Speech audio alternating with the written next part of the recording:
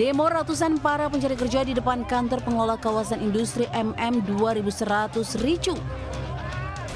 Para pencari kerja mencoba masuk ke kantor pengelola kawasan industri untuk menemui pihak pengelola. Namun petugas keamanan dan petugas kepolisian berusaha mencegah para pencari kerja.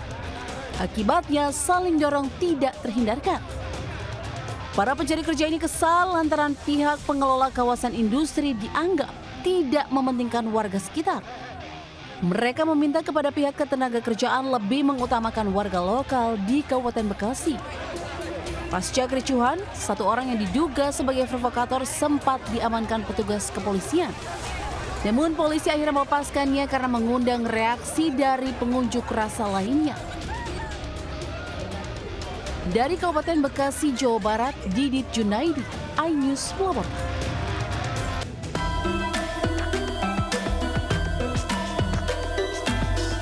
Seekor kuda yang tengah ditunggangi Kades Ponidi tiba-tiba mengamuk dengan mengangkat kaki depannya hingga penumpang terpelanting lalu pingsan saat Karnaval Hari Jadi Kabupaten Klaten ke-220 dan HUT Kemerdekaan ke-79.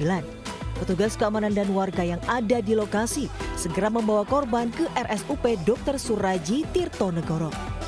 Meski insiden ini sempat membuat panik warga, namun usai dievakuasi, acara kembali dilanjutkan dengan tertib dan aman.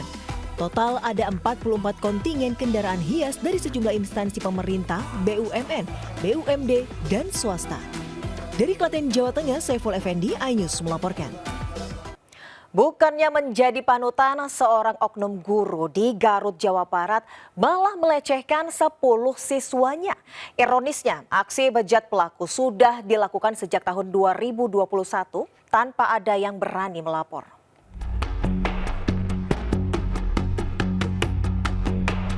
Pria berinisial OM 38 tahun tak berkutik saat digiring petugas unit perlindungan perempuan dan anak PPA Satreskrim Polres Garut, Jawa Barat. Oknum guru ini diduga sudah melakukan aksi asusila terhadap 10 anak di bawah umur yang merupakan murid-muridnya. Pelecehan yang dilakukan di rumah pelaku sudah berlangsung sejak tahun 2021 dengan dalih membuka les komputer. Tersangka memberikan uang sebesar Rp20.000 kepada korban dengan meminta korbannya tidak memberitahukan kejadian tersebut kepada orang lain. Motifnya adalah tersangka ini adalah di rumah tersangka. Tersangka ini selain dari guru juga merupakan membuka guru les privat les di rumahnya sendiri untuk siswa yang mau belajar untuk. Kini seluruh korban tindak asusila mendapat pendampingan dari petugas terkait guna memulihkan psikisnya. Dari Garut, Jawa Barat, Ii Solihin, iNews melaporkan. Seorang remaja 16 tahun diculik pria yang baru dikenalnya melalui media sosial di Bandung Barat, Jawa Barat.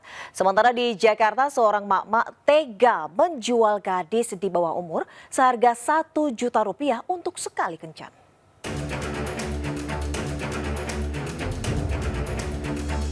Rekaman kamera CCTV memperlihatkan korban dan pelaku penculikan di salah satu minimarket di kawasan Ngamprah, Kabupaten Bandung Barat, Jawa Barat. Setelah pertemuan itu, pelaku berinisial RS kemudian membawa korban ke sebuah hotel di kawasan Bekasi, Jawa Barat. Orang tua korban yang sulit menghubungi sang anak langsung melapor ke Polres Cimahi. Sejumlah aparat Polres Cimahi kemudian mengepung dan menangkap pelaku RS di tempat persembunyiannya di kawasan Bekasi. Pelaku langsung digelandang ke Mapolres Cimahi guna penyelidikan. Hasil pemeriksaan, korban dan pelaku berkenalan melalui media sosial. Setelah menjalin komunikasi selama 5 bulan, pelaku menemui korban dan langsung membawa kabur ke Bekasi. Korban yang masih berumur 16 tahun diancam akan disantet jika tidak mau mengikuti kemauan pelaku. Jadi modusnya memang dipacarin, didekati ya selama 5 bulan berturut-turut ya, dideketin terus. Nah, setelah mulai terbawa mungkin suasana ya, yang namanya anak ya, anak perempuan yang terus-terusan gitu akhirnya ditemukan. Atas perbuatannya, pelaku yang merupakan supir terancam hukuman di atas 7 tahun penjara. Dari Bandung Barat, Jawa Barat, Yuwono Wahyu, iNews melaporkan.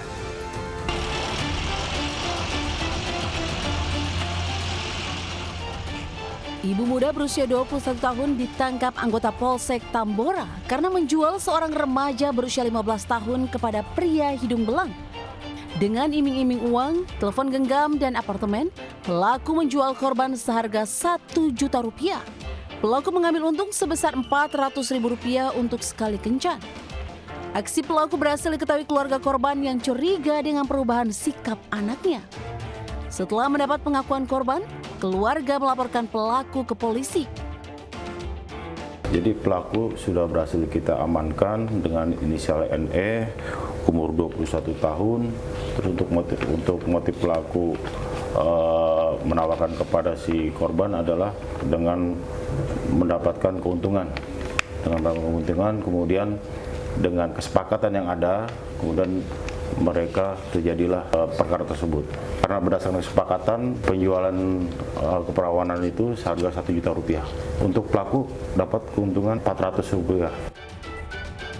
Kini pelaku dijerat dengan pasal perdagangan orang dengan ancaman hukuman 15 tahun penjara. Dari Jakarta, Miftahul Ghani, iNews melaporkan.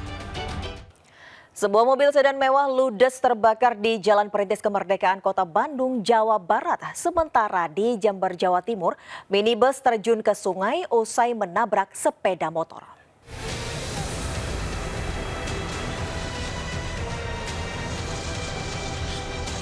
Kobaran api menghanguskan sebuah mobil di Jalan Perintis Kemerdekaan Kota Bandung, Jawa Barat. Api dengan cepat melahap seluruh bagian mobil sedan mewah pabrikan Jerman tersebut. Api bahkan menyambar sebuah angkot yang sedang melintas. Sementara petugas pemadam langsung berupaya memadamkan api. Sebelum kebakaran terjadi, pengemudi sempat melihat percikan api dari dalam kap.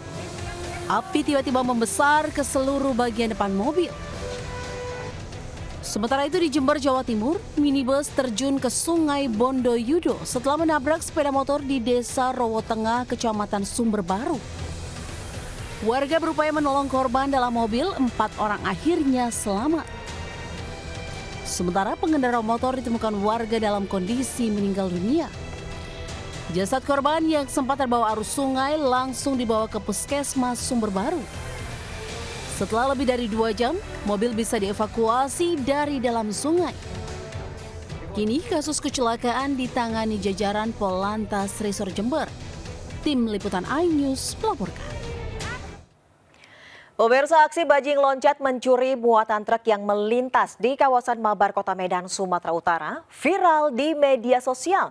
Tak butuh waktu lama, polisi meringkus kedua pelaku.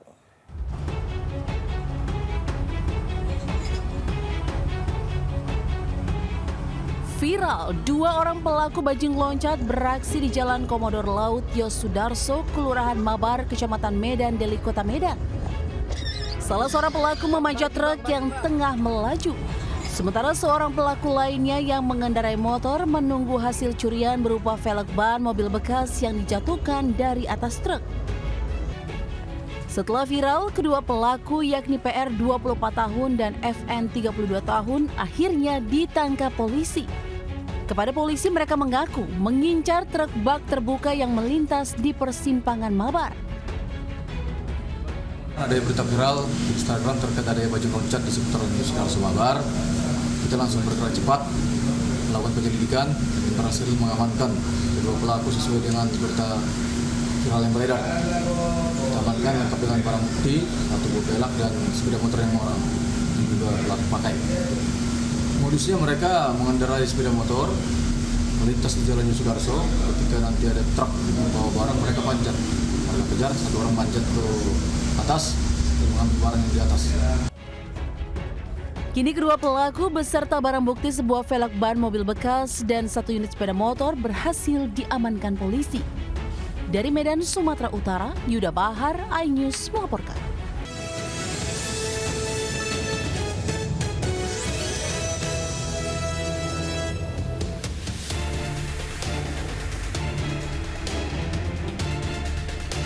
Tim Jatanras di Ditreskrimum Polda Metro Jaya menggerebek lokasi produksi uang palsu milik AT di sebuah tempat hiburan malam di Jalan Arcoraya, Bogor, Jawa Barat. Hasil penggeledahan, polisi mendapatkan 2.100 lembar uang palsu pecahan Rp100.000 yang siap edar. Hasil pengembangan, polisi kembali membekuk pelaku lain, FC, di Jalan Cimanggis, Tapos, Depok, Jawa Barat. Selanjutnya polisi menggeledah rumah kontrakan di Jalan Hanafi, Bojong Sari. Di sini polisi menemukan alat percetakan dan ratusan uang palsu pecahan 100.000 dan 50.000 setengah jadi. Kini kedua pelaku dan barang bukti diamankan di Mapolda Metro Jaya untuk kepentingan penyelidikan. Dari Jakarta, Rizky Falupi, Ainus melaporkan.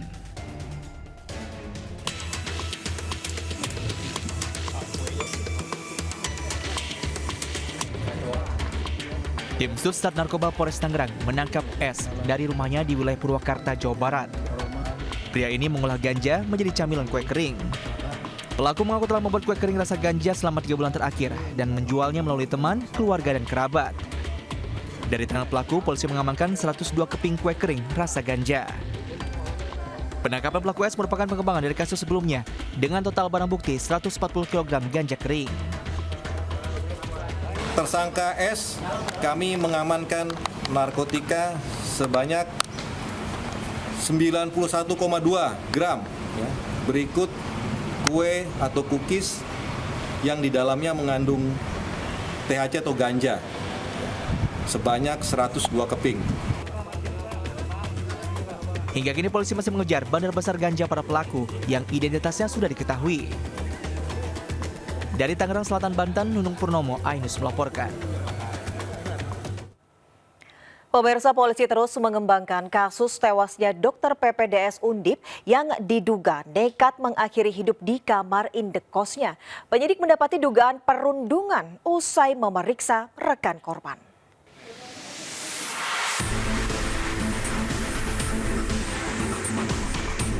Pengungkapan kematian ARL, dokter PPDS Anestesi Kedokteran Undip, terus dilakukan penyidik Polrestabes Semarang.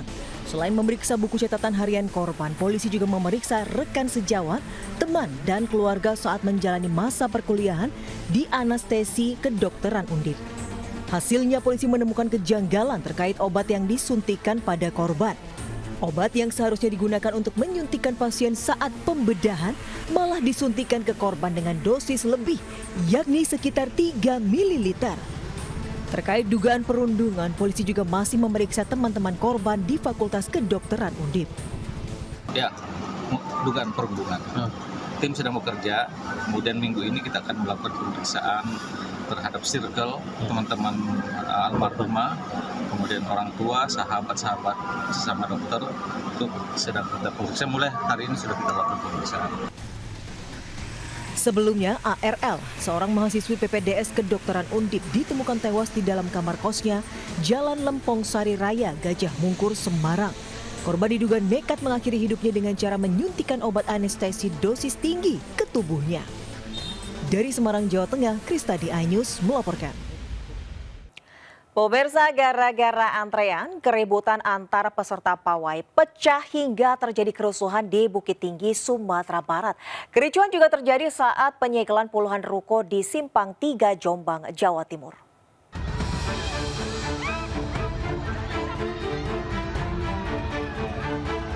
Keributan antar peserta pawai alegoris HUT ke-79 Kemerdekaan RI terjadi di gerbang masuk lapangan kantin di Jalan Jenderal Sudirman, Kota Bukit Tinggi. Ratusan warga segera berhamburan menjauhi kelompok yang terlibat aksi saling pukul.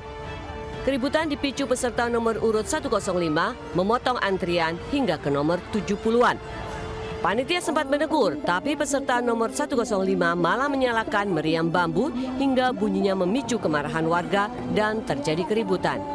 Keributan segera dilerai polisi, TNI, dan Satpol PP yang ada di lokasi. Usai kejadian, peserta 105 disangsi dilarang ikut pawai HUT RI hingga 2 tahun ke depan. Pawai alegoris yang dimulai pukul 9 pagi berlangsung hingga sore, diduga membuat peserta kelelahan. Total ada 155 kelompok yang ikut pawai.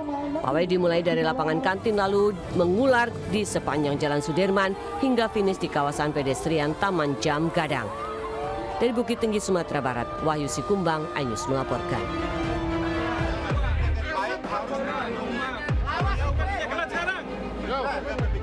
Kericuhan sempat terjadi pada saat pengusaha bersikeras tidak mau menyerahkan ruko yang sudah puluhan tahun ditempati di kawasan Simpang 3 Kota Jombang, Jawa Timur. Total ada 54 ruko yang dikosongkan paksa petugas. Sebelumnya penghuni ruko sudah diberi surat peringatan berkali-kali. Ruko-ruko tersebut selama ini dipakai oleh para pengusaha untuk membuka showroom mobil, toko elektronik, biro travel umroh hingga servis mobil. Setelah penertiban, para penghuni ruko berencana mengajukan gugatan ke pengadilan. Utamanya yang saya ketahui klien kami ini kan memiliki HGB. HGB itu hak sah itu, kalaupun ada jangka waktunya. Ini adalah proses penyelamatan aset pemerintah Kabupaten Jombang. Pada pihak-pihak yang merasa dirugikan, silahkan mengajukan keberatan secara hukum, karena kita semua sejajar di dalam hukum. Sementara Pemkab Jombang berencana mengambil alih ruko tersebut karena akan digunakan untuk kegiatan pelayanan bagi masyarakat. Dari Jombang, Jawa Timur, Mokhtar Bagus, iNews melaporkan. Anggota geng motor diringkus polisi usai menganiaya seorang pemuda warga Kecamatan Ngasem, Kediri, Jawa Timur menggunakan senjata tajam. Mirisnya, 3 pelaku masih di bawah umur.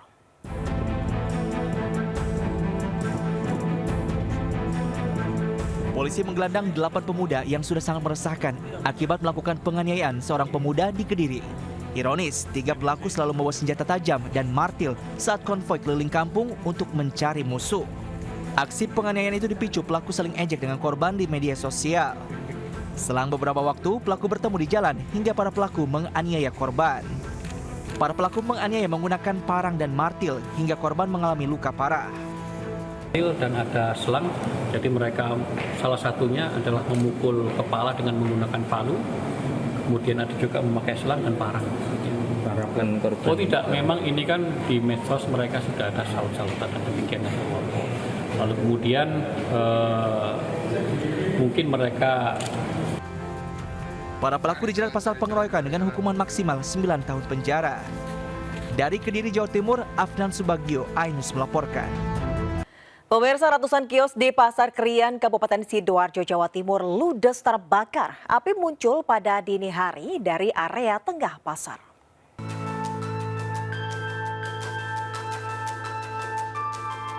Hingga Selasa pagi, api masih berkobar di Pasar Krian, Kabupaten Sidoarjo, Jawa Timur. Petugas pemadam pun masih berjibaku mengatasi titik api yang tersisa. Sementara pedagang mengevakuasi barang dagangan yang masih bisa diselamatkan. Kebakaran di Pasar Krian pertama kali diketahui warga pada pukul 3.30 waktu Indonesia Barat dari kios di tengah area pasar. Banyaknya material yang mudah terbakar membuat api cepat membesar hingga menjalar dan membakar ratusan kios lainnya. Pihak BPBD Sidoarjo telah menurunkan belasan mobil damkar untuk mengatasi kebakaran ini. Hingga kini penyebab pasti kebakaran masih diselidiki polisi. Dari Sidoarjo, Jawa Timur, Yoyok Agusta, iNews melaporkan. Seorang caleg yang gagal terpilih dilaporkan warga karena menipu hingga ratusan juta rupiah di Depok, Jawa Barat. Sang caleg gagal melakukan penipuan berkedok investasi.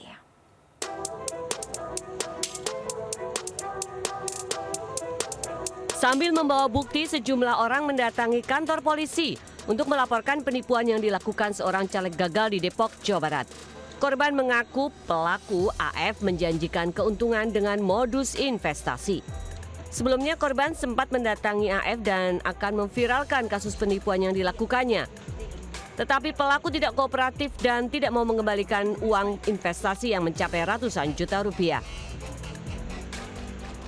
Kalau dari aku tuh totalnya 50 juta. Jadi poinnya waktu itu dia minta invest buat di bisnisnya dia di tour and travel. Terus beberapa kali minta ketemu dan segala macam sampai akhirnya udah ketemu. Ya dia meyakinkan lah ya. Jangan ada korban-korban lagi, kasihan karena waktu kita kesana aja ada yang minta pertanggungjawaban itu nenek-nenek katanya udah sampai 7 tahun ya. Sampai 7 tahun belum dibayarkan juga sampai dia udah pensiun dari tempat kerja. Pelaku merupakan caleg salah satu partai namun tidak terpilih. Dan usai melayangkan laporannya ke Polres Metro Depok, para korban berharap polisi segera meringkus pelaku. Dari Depok, Jawa Barat, Iyung Rizky, iNews melaporkan.